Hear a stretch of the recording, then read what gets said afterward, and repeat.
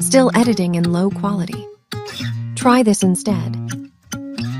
First, open your InShot and add your clip. Now go to Effects and open Stylize. Click on HDR and adjust the settings like mine. Then go to Adjust and Set. Brightness, 10. Contrast, 10.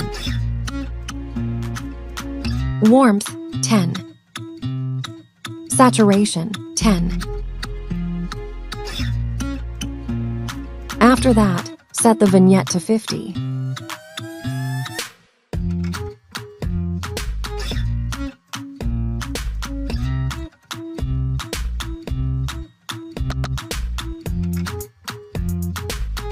And that's it.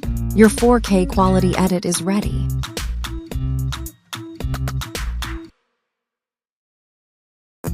Like, comment, share, and don't forget to subscribe for more new tutorials like this.